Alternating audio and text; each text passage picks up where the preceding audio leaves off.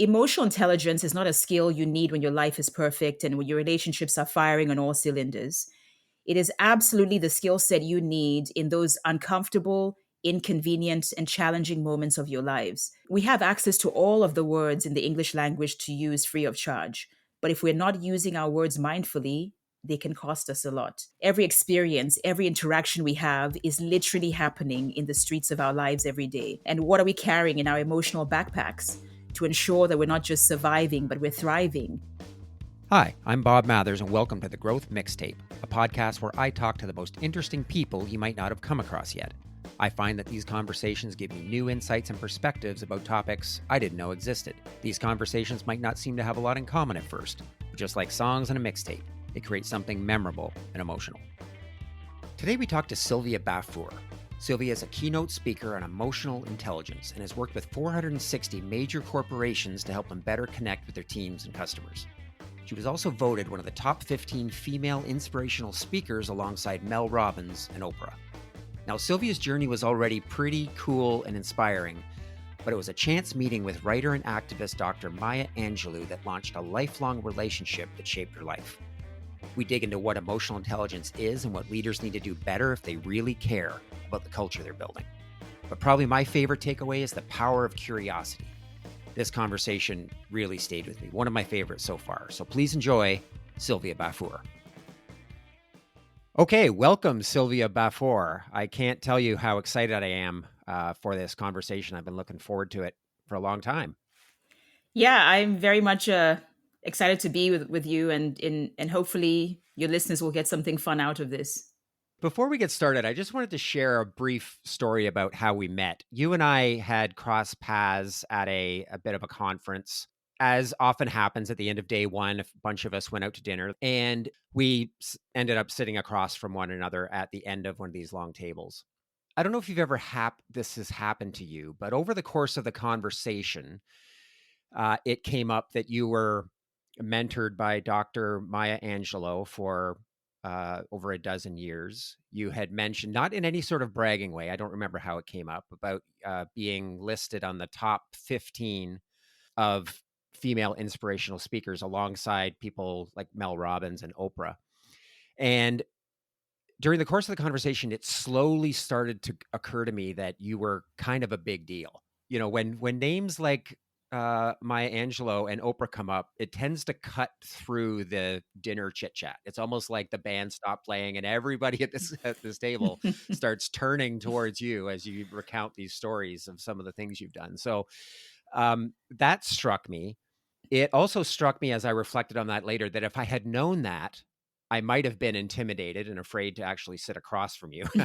But the most important thing that struck me about that is that at the end of that conversation, you offered to support or help me out in any way. And there was something about that offer that was so genuine. You know, when Amy and I, my producer, Amy, and I were putting together the idea for this podcast, I made a list of people that I wanted on. You were at one of the very first names that I jotted down. And it took me a little while to muster up the courage to ask you, but you've been just so gracious and generous with your time and your insights. And I'll never forget that dinner and your offer to help, which is essentially what led us to here. So I guess that's my very long-winded way of saying I'm extremely grateful for this and really excited about it. Well, and thank you for those kind words. It's flattering, but also reassuring because it reminds me that my parents did the best they could, and hopefully that's showing, as I move through this world. Yeah. I'm really excited to talk about a few things.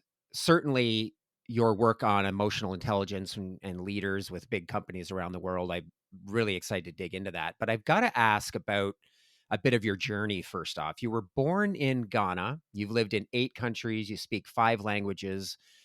And I think I read that, when you were little, you dreamed of being a professional tourist. And I don't know whether you made that term up because I had never heard it before. But it kind of seems like that dream came true. And I'm just wondering where that came from. Did you always have that ever since you were a little girl? Yeah, I'm smiling, Bob, because my mother every so often reminds me of that goal that I had when she asked me. I think I was about 6 years old at the time. I would say that it comes really from my father. I'm so sorry that the world has been deprived of his presence for the last 21 years, but he was the most one of the most emotionally intelligent human beings I've ever met. And as a result of his emotional intelligence, the impact that he had on people was such that people were constantly looking out for him. Everywhere in the world he would go, people were always thinking of Eric Baffour and the opportunities that they could essentially create for him in other organizations in different parts of the world. And so we became globetrotters because of my father's emotional intelligence and the presence he had, the impact his reputation preceded him. And so we got the chance as a result to just travel the world because those opportunities happened to be spread out in different parts. So I'm curious what you think those early experiences, when you look back on them, the impact that those had on you, and whether there was something in there that almost predestined you to be working in this field of emotional intelligence. I mean, I know for a fact that having traveled and lived in many parts of the world allowed me a unique lens into other people's worlds, right? And it connects with the idea that fundamentally we all have a desire to be understood and seen. And so the more I had an opportunity to understand people and their way of living and their way of thinking in different parts of the world, the better I was able to connect, right? Because when people feel understood and seen, even in moments when we're disagreeing with them, they open up their world to you and just connect more deeply, which then translates for me to the stage when I'm presenting a keynote. No matter who's sitting in my audience, it's in my blood to present my ideas in a way that allows you to connect with them, relate to them, experience and receive them without ego. We don't mix with people who are different from us and bring our egos to the table and expect to create meaningful connections. So I don't know if I appreciated it as much when I was a little girl traveling so much, right? But now I look back and I'm so grateful that we did travel as much as we did. Well, yeah, that's one of the most interesting things about it is as a child, that's the only life you know. And it's only after you become a little bit older, you look back and go, oh, wow, that was different than most people experiences. And it gives me a unique set of talents that a lot of people don't have. And everybody's got that. Just that yours just seem to be a little bit more dramatic and pronounced than most. So, one of the things that you mentioned when we met is that you were mentored by Dr. Maja Angelou, the acclaimed poet, civil rights activist, author, speaker. And I'd love to know how that came about. How did you meet her? Yeah, I met her about 22 years ago while I was waiting tables at mouth-watering restaurant in Washington, D.C. called B. Smith's. And in the last couple decades of her life, I know for sure that she didn't fly. She didn't like flying, so she would travel everywhere by bus or by train. And she had a home in Harlem and one in Winston-Salem. And so she would go sort of back and forth between Harlem and Winston-Salem via Amtrak. And so B. Smith's, which was right in Union Station, was a convenient stop for her. And one day she just happened to be in the cigar bar enjoying a martini and some red beans and rice. And my friend was bartending. And so I begged her to introduce me to her. I just wanted to say hi and get back to the business of what I was doing, waiting tables. In typical Maya Angelou fashion, she wanted to know a lot more about me and what my aspirations were beyond waiting tables. And then she invited me to Thanksgiving at her home that year in Winston-Salem. And then, of course, the next 12 or so Thanksgivings, I got a chance to be with her family, much to the chagrin of my own family. I was never around during Thanksgivings because I was always in Winston-Salem. We had lots of celebrities coming and going through B. Smiths, from Catherine Zeta-Jones to Michael Douglas, and you name them all.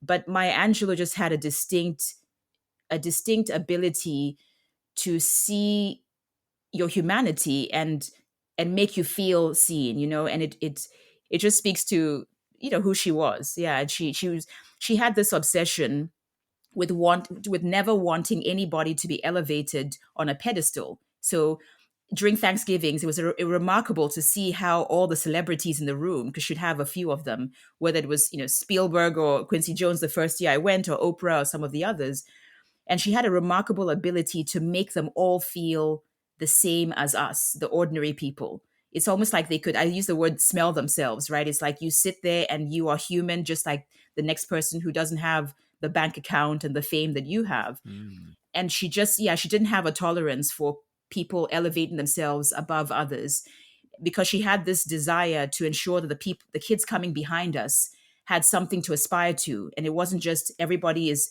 on a pedestal and looking special and unattainable. It just showed, and she lived out what she believed. She didn't speak out of one side of her mouth and then act a different way. She was just, yeah, she was amazing in that way. So long story short, that's really how I came to be connected with her. And I had no idea that morning when I was going to wait tables that I would leave with an invitation to spend Thanksgiving with her and be mentored by her, for the subsequent years after. And to your credit, you said yes to that. So it's funny how sometimes these opportunities get presented to us and we say yes. Sometimes they're small. Sometimes they're like getting invited to Maya Angelou's house for Thanksgiving and you realize this is a monumental occasion. But I'm sure even then you couldn't have really appreciated the impact that would have. No, I couldn't have. No, absolutely not.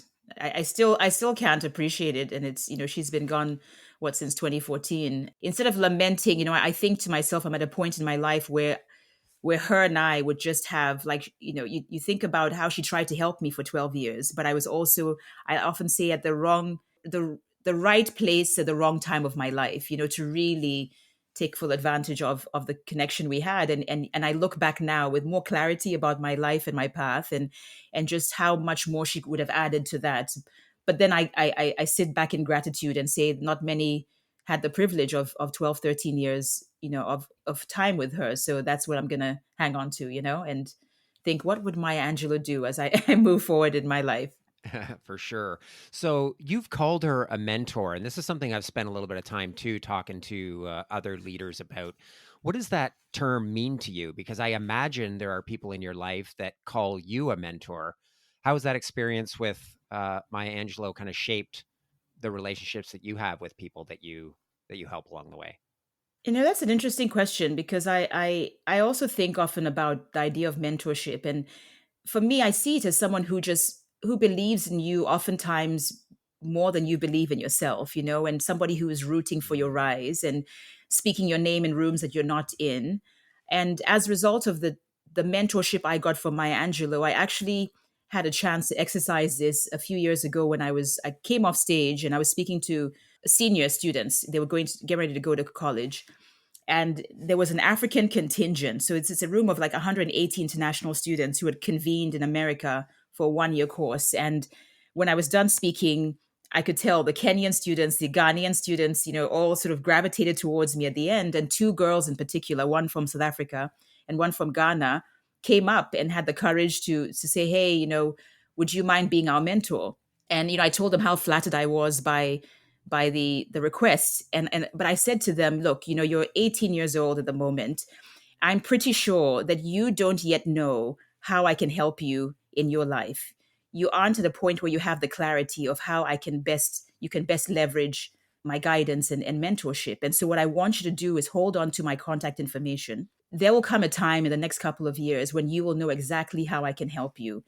And I want you to pick up that contact information and reach out to me, and then we can hit the ground running. Because oftentimes, we don't even know what we're asking people to mentor us on, and so I learned that from Maya Angelou, that it was, Mm. she helped me when I was waiting tables. This was before my speaking career really took off, right? And before I, wrote my book and all of that. And yet she hung in there and kept the connection going long enough so that I would be in a position where she could help me more, and that's how I got a chance to interview her for my tech platform that I created to help African students get spotlighted to US admissions officials, universities. And she gave me 30 minutes of time in an interview. And I wouldn't have gotten that right if I had sort of rushed the process a bit. So I think mentorship is really just, in my eyes, somebody who sees your potential oftentimes before you do, and invites you to stay connected, as you figure out how you can best help them. That's definitely the most interesting and profound definition of mentorship that I've heard. Somebody that believes in you even more than you believe in yourself. And one of the things that I take away from that, Sylvia, is that it's not something to be taken lightly. let's spend some time figuring out what you need and what mentorship means to both of us, because I do think it's a term that we kind of throw around, and it deserves a certain level of respect, I think, that we owe to each other to define what this means and how we can help. For sure.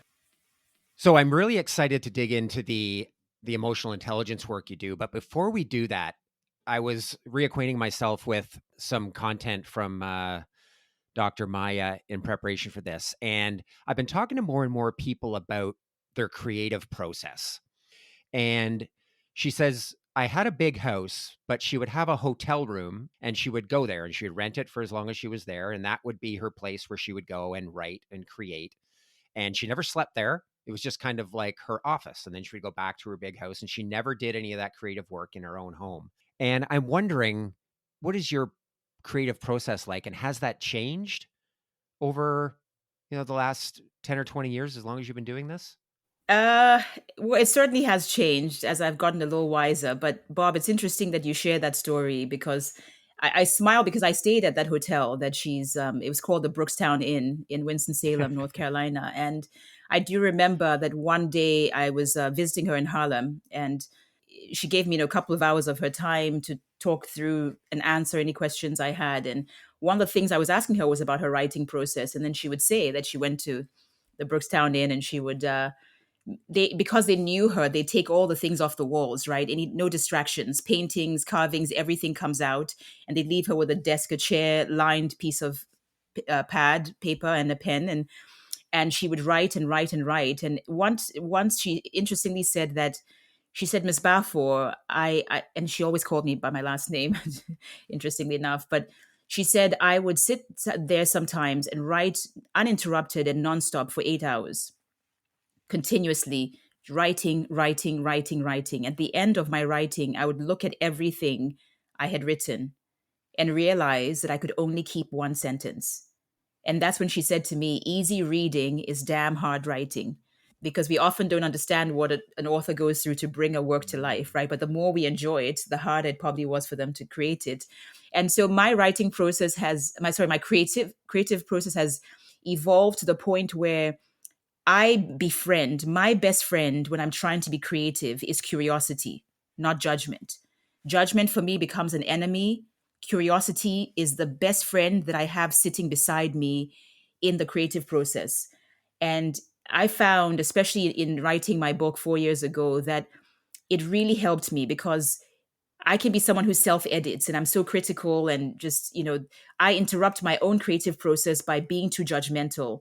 And by the way, I never do it in my office space either. I'm usually at a beach or in a beautiful garden or just somewhere out in nature. I need to be out in the beauty of nature or seeing it to really have the creative juices flowing, not looking at four walls, of paint. And but I don't have a hotel room like her, but I do. When I was writing my book, I would spend time, in different beautiful places in Washington D.C. And it's amazing how much writing I would get done because I was just in nature, right? And just listening to the birds and just flowing. But curiosity is absolutely the friend that I must have beside me when I'm trying to be creative.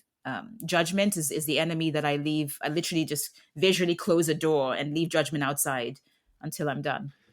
I love that. Curiosity is the friend that you have with you. Yeah, judgment. I find that too. For one thing, I have to be outside, and it's my best ideas come when I tend to walk out in nature. But that idea of curiosity, I think, is really powerful, because I think what we often do, at least what I do, you can see the guitars hanging on my wall behind me.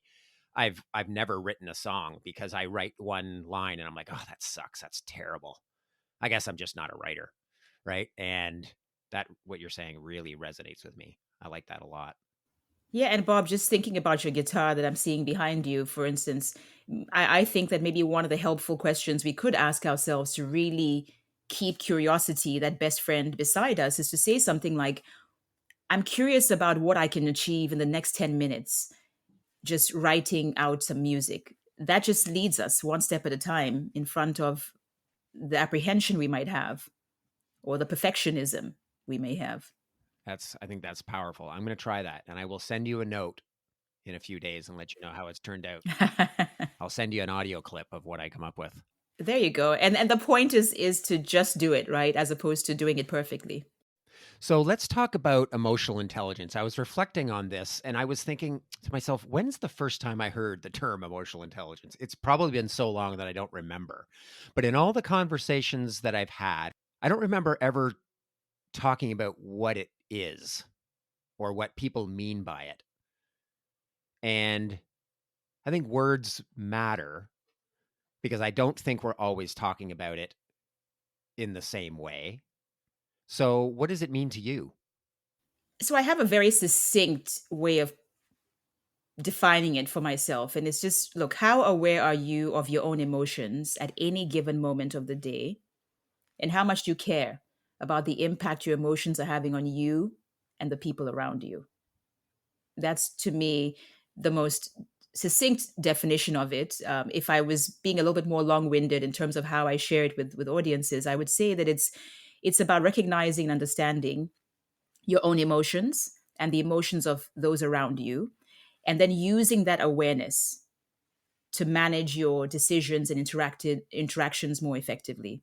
But yeah, that's how I see it.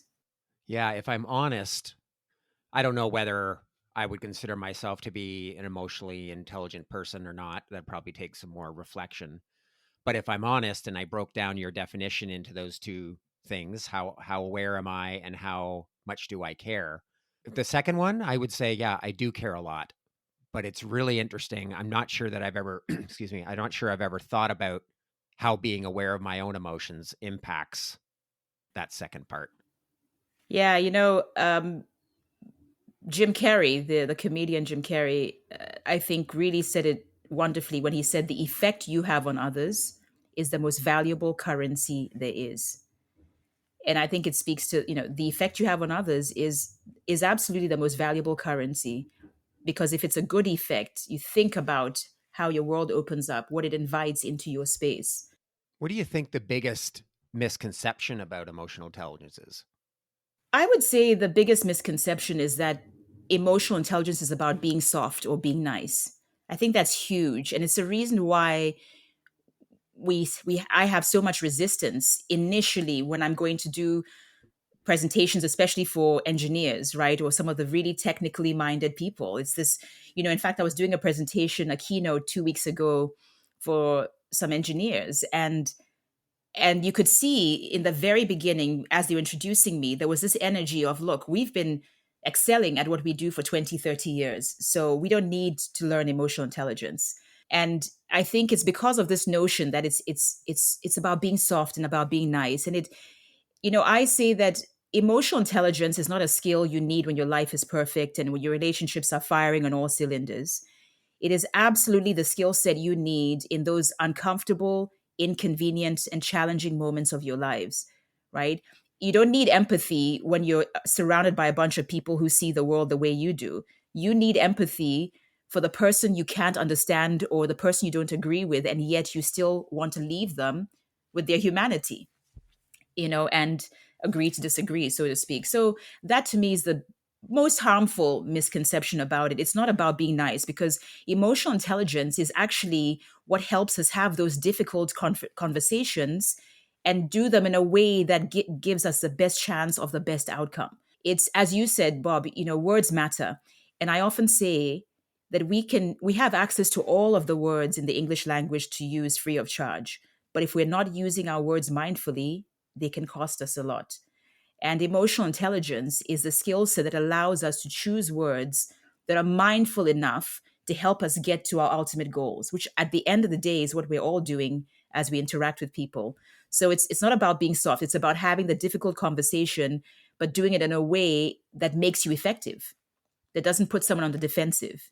So EI has nothing to do with softness or shying away. And it's the reason I actually don't like to call it soft skill. I find myself cringing a little bit when I hear it. And I know we've all been trained to call it a soft skill. It's a human skill. It's a fundamental human skill.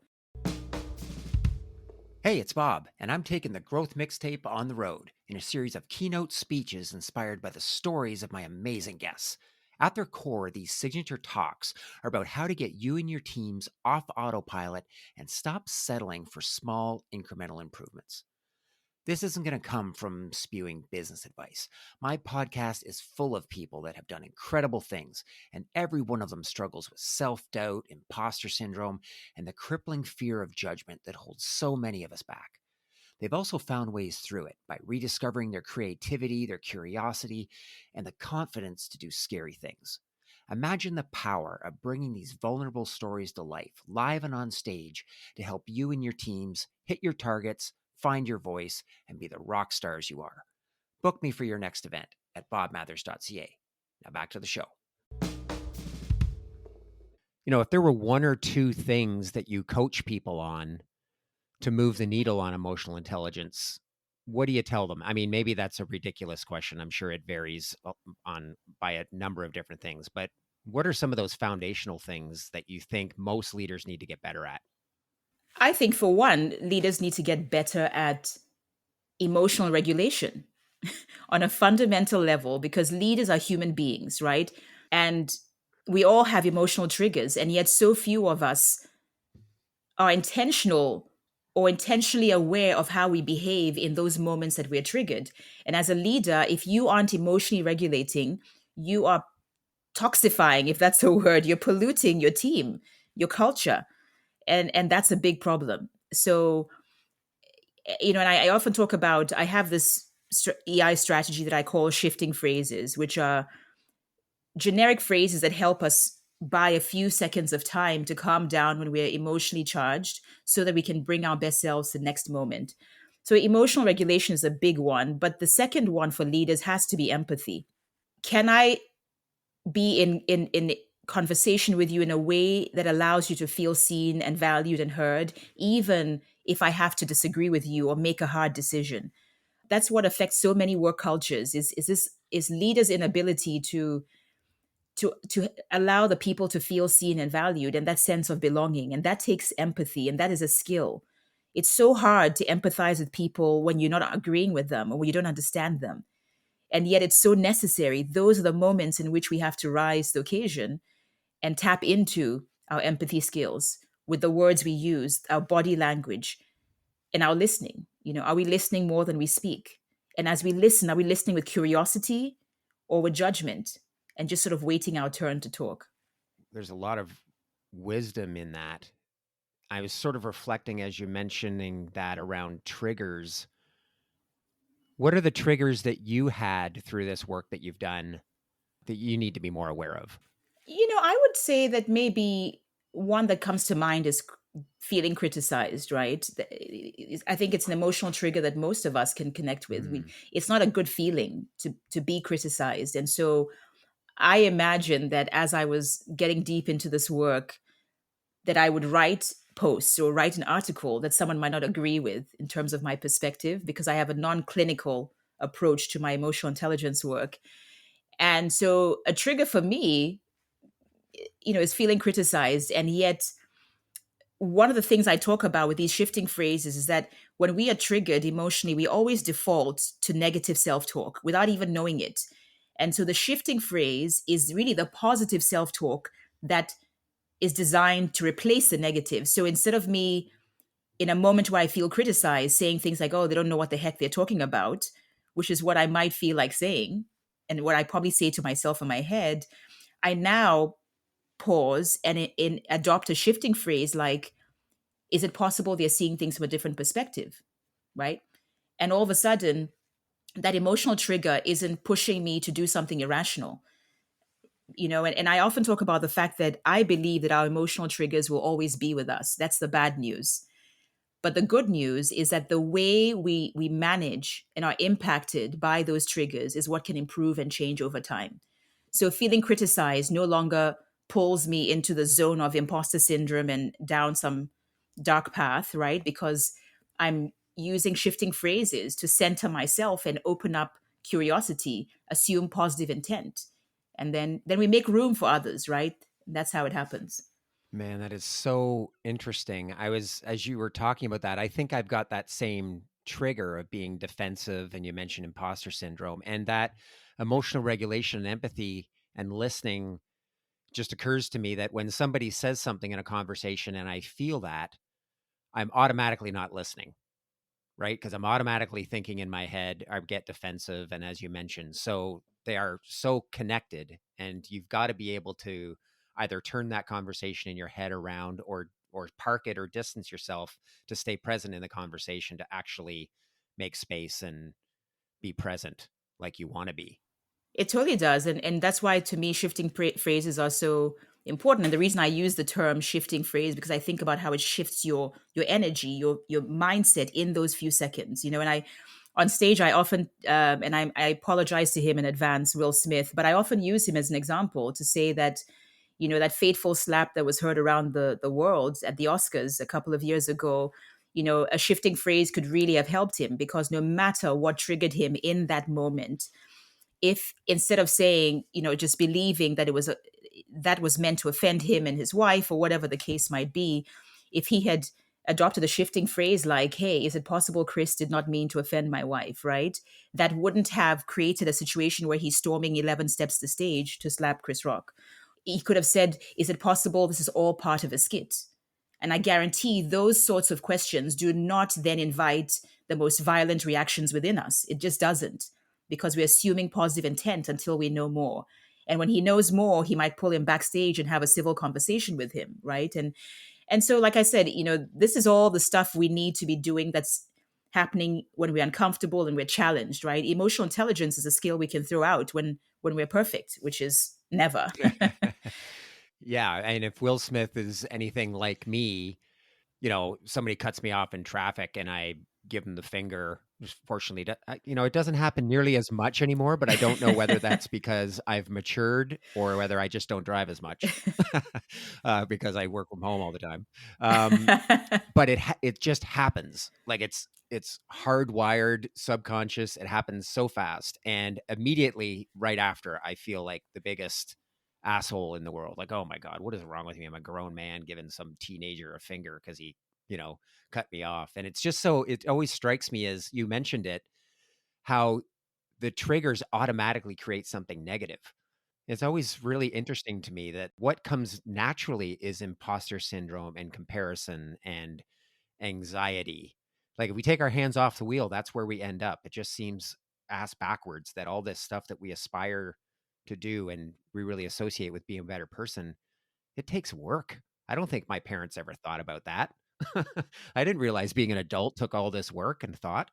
So, to that point, are there daily habits? Are there small things that you think people can do to become, either to regulate their emotions or be more empathetic, to increase their emotional intelligence, sort of little by little, as we build that muscle? Yeah, I mean, I think one of the foundational ones is for us to do what I call mind your monologue. You just think about it every so often throughout the day, especially when you're getting a little heated internally, just to stop and say, am I minding my monologue? It's a question I ask myself a few times a day, which is, am I in control of my self-talk in this moment? Because when things aren't going right, it's the first thing that escapes us. It leaves out of the window, out of the door, it's gone. That's definitely a habit that I take on. Every so often, I just stop and say, Sylvia, you're minding your monologue. But the other one, I think, would have to be around what I just talked about earlier, which is this concept of emotional aftertaste. If we develop a habit of better influencing how people feel once they leave our presence, not control, right? Because we can't control how others feel about us, and it's not our business to control that. But it absolutely is our business to influence that. And so, one of the daily habits is to think about one dominant emotion you would like someone to feel by the time you're done interacting with them, whether it's the mailman, the person helping you bag your groceries, right? Your boss in that difficult conversation you have to have. If you can think about one emotion you would like them to feel by the time they leave your presence, it is absolutely going to start impacting the way you communicate, your body language. So, Bob, if I want you to feel inspired by the time we're done with this conversation, I guarantee you it's influencing how I'm presenting my ideas. If I don't care about how I want you to feel, I could talk any kind of way, right? If I want someone to feel hopeful and inspired, even after a difficult performance evaluation I've got to give them, it's going to absolutely influence the words I use in presenting, not to be too soft and tippy-toe around the tulips, but it will make me more mindful of how I'm interacting with you, which is going to help ensure I have the best chance of leaving behind a sweet emotional aftertaste as opposed to a sour one. So those are two, I think, more tangible habits, right? Is, can you wake up in the morning and ask yourself once in the day, am I minding my monologue? Can you, in one interaction you have in the day, think in advance of the interaction, what is one emotion you'd like this person to feel by the time they're done, by the time they leave your presence?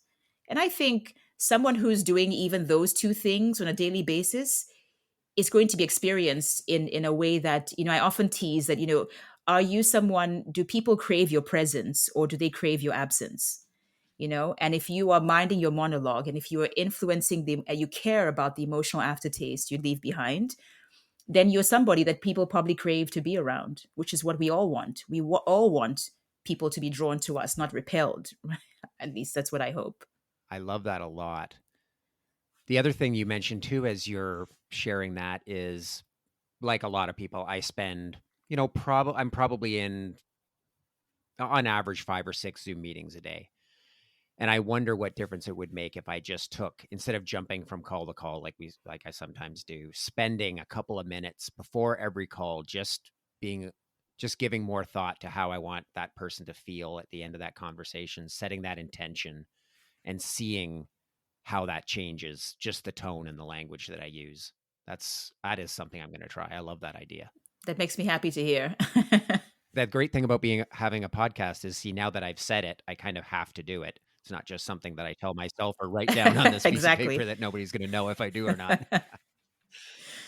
Exactly. We're putting your feet to the fire here, Bob. One of the things that that we talked about in that first conversation, you were sharing kind of your journey around public speaking. And this is something that I've toyed with myself. I've thought about whether it's something that I want to do someday.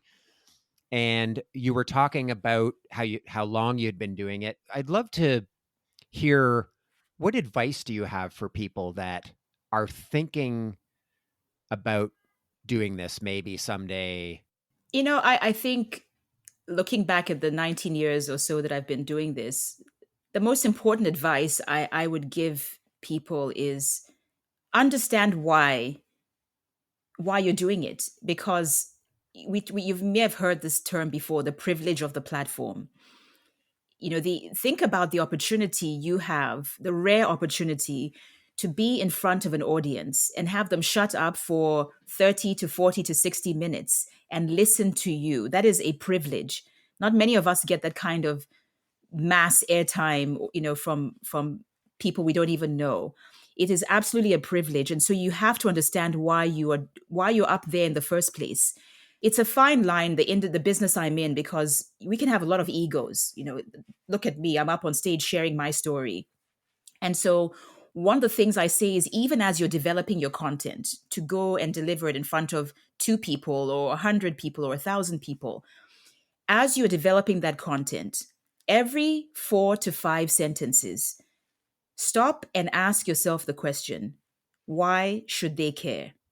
Meaning your audience. And if you cannot answer that question, then you are rambling on, you're on a pedestal, you are talking too much about yourself, you are not connecting, you are not relating, you're missing the mark. Because the goal of being a public speaker or sharing anything publicly in terms of a speech is to impact and influence, right? To change minds, to influence the way people feel and think and behave. And in order for that to happen, you have to help them care about what you're saying.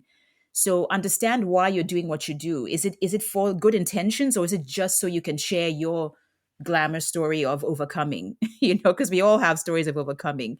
But why should I care to give you 5 to 10 to 15 to an hour of my time to listen? It is an absolute privilege. And so if people can start out with that foundation, not taking it for granted, then success is really yours. And you'll be received in exactly the way you hoped you would, which will help your nerves.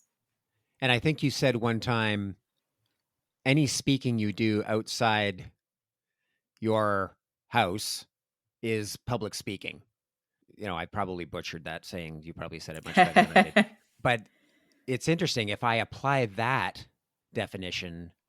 I think there's a lot of wisdom in really thinking, even in the conversations what I have with clients or even friends and family, every 4 or 5 sentences, ask yourself, why would they care? Am I talking about something that I'm just rambling and there's really no message or value in it for people?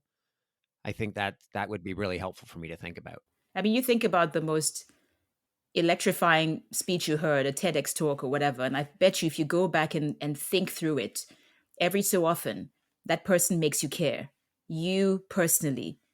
And the ones that are boring and we're like breathing steam on our knuckles, you know, enduring it, it's because they are just on a pedestal.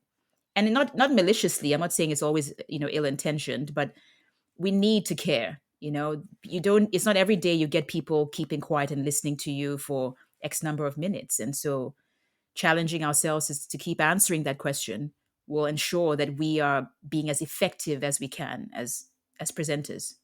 Yeah, absolutely. And what about, so if people are thinking about doing this, because honestly, you and I met at a public speaking event, and it was enlightening for me because I really didn't know much about the business. What do you think the biggest misconception that people have about public speaking is, or the life? I think one of the biggest misconceptions is that the person that you think is so dynamic and enjoyable on stage is doing so without any nerves, without any apprehension, right? That they just arrive at this place of perfection, and the reality is even the most seasoned speakers out there have some nerves. I think what is cool is that we learn how to channel the nerves in a way that's productive as opposed to harmful. And I once heard, to me, the most profound way this was put, and I heard it from Elizabeth Gilbert, the author of Eat, Pray, Love. I think she was getting ready to do a talk on Oprah's stage for one of Oprah's events, and it's something I use because essentially what she was saying, and I'm not going to be saying it perfectly, but she said that she came to the realization that every single human being sitting in those seats in front of her has come there with their own anxieties and their own insecurities and their own trepidation. And so it was not her job to impart her own anxiety and insecurity on this audience. That was not her job, is to add to what they already are grappling with in their own private lives, and that is something that really centers me.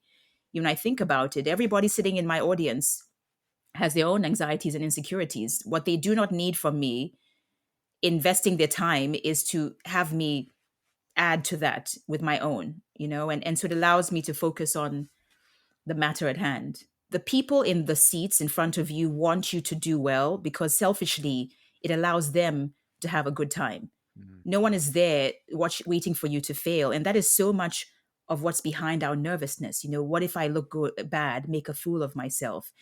The bare bones reality is that even at a comedy show, right? I want you to make me laugh. I don't want to catch you in some boring, weird, awkward moment. I want to laugh so hard my stomach hurts by the time I leave. And so we realize that the people who are listening to us most of the time are rooting for our rise. And if we can really channel that, I think that helps a lot. So the misconception is that the seasoned people don't have nerves or butterflies. And that's not the case, because if you care about doing a good job, you're going to have some butterflies, but it's how you allow them to take flight, that makes a difference. That's amazing. What do you love most about it? The opportunity to impact others, and I know that can sound a little cliche, but it's funny because when I was a little girl, my parents would tease me a lot because I was very shy. I was a painfully shy girl. I mean, really painfully shy. And to the point where if you were standing on my foot, for instance, it was easier for me to just have you leave it there and move it when you would than for me to bring attention to the fact that you had your foot on mine. And, but within my little household, with my parents and my two brothers, you couldn't stop me from talking. I mean, and my father would always say, Sylvia, you talk so much. When you talk, don't you get tired? And I'd always tease. I said, someday I'm going to grow up and keep running my mouth for a living. I didn't quite knew how it would manifest, but because I love the opportunity to take care with my thoughts and articulate them in a way that can be helpful to somebody out there. that feels so meaningful to me, and I don't know what corner of the earth it's going to happen, right? I do presentations. I remember once I was doing a presentation, and there was a gentleman sitting in the front row with his arms crossed, and I couldn't read him. I couldn't tell if he was bored, if he was angry. And at the end of my talk, he came up to me. There were a few people lined up, and he said, "Sylvia, the story you told at the beginning of your presentation, and it was a story about putting things in perspective." So from that moment when he heard the story, he was just thinking through his own life. And he said, "I've been faced for the last 9 months with a very difficult decision about whether to check my dear mother into a nursing home." And he was an only child. And he said that having been here for the last 60 minutes has given me the peace of mind, the clarity I need to make the decision. And he didn't tell me what the decision was, but you could see a lifting. And here I was judging this man for crossing his arms and looking at me in a way that I interpreted as weird and awkward, right? And so we don't know where people are going to, where the impact comes from, right? And so that's what I enjoy. Every opportunity for me to be on stage or to do a training or to even have a coaching experience, I don't know the impact I'm going to have. And that's exciting because it reminds me to take what I do seriously. Wow, yeah. That's amazing. I imagine you must hear some pretty powerful things, to the left of the stage where people come and talk to you afterwards. You must hear some pretty powerful stories from people about what they're taking away from those speeches you give. Absolutely. And it's what keeps me going and keeps me doing what I do. So, final question: what now? What are you most excited about? I'm excited about a signature keynote presentation that I am close to finishing. And Bob, you'll appreciate this because this came from the workshop that we both attended. And I hired a speech coach to sort of help me take all the stuff I do best on stage and kind of bring it together in a signature talk. And so I'm really excited to see how that comes together in the next couple of months. And it's really about navigating the streets of your life with emotional intelligence, because every experience, every interaction we have is literally happening in the streets of our lives every day. And what are we carrying in our emotional backpacks to ensure that we're not just surviving but we're thriving, both personally and professionally? And that's really what the talk is all about. So I'm very excited about that, and my hope is that it will parlay into a book in the fall if I maintain the focus. So those are things that are exciting me right now. That's amazing. As you're sitting in a park in Washington, D.C., refining this speech and writing this book. And yeah, I love that imagery of navigating the streets with this. I imagine myself navigating the streets of life with this probably pretty heavy backpack that I'm lugging around with all these biases and stories and self doubts and all this shit that most of us carry around with us most of the time. Yeah, and being able to unload that backpack and have things in there that are actually going to serve us and make us enjoyable to be around. Yeah, I can put good Yeah, things in the backpack, is what you're saying. I hadn't even thought of that. absolutely. Sylvia, I can't thank you enough. I can look back on my life, and there's a small number of people that I always aspired to be a bit more like. And they were people that, if I had to sum it up, were people that made me feel like the most important person in the room. And I can look back and think of a small handful of these people over my career. And I always aspire to be that person. I think I've got a long way to go, but you've certainly, in that dinner conversation where we had, you certainly made me feel that way. This conversation has been amazing. There are no less than a dozen things I'm going to take away from it and try to apply to my life. And I'm just so grateful for the time that you've given me today. It's meant the world to me. Well, thank you, Bob. It's been a privilege. I'm grateful for the opportunity. It's when you hear from others how you impact them, that's when it's most meaningful, right? It's not us trying to toot our own horns and say that we are X, Y, and Z. So it means a lot for me to hear that that is the way you experience me. And it shows me that the way I live on stage is the way I'm trying to live off stage. And it's nice to know that that's coming through. So thank you for the opportunity, and hope your listeners get something fun out of this. I'm sure they will. And I guess I owe you an audio clip of a couple lines of a song that I'm going to write. So prepare your ears for that. You absolutely do, and I'm waiting. Thanks, Bob. Thank you. The Growth Mixtape podcast with Bob Mathers is produced by Bespoke Projects. Music by Je m'appelle Walter Cronkite. If you enjoyed this episode, please take a moment to follow and rate us. When you do this, it helps to raise our podcast profile so that more people can find us. If you want to connect, you can find me on LinkedIn using the link in the show notes.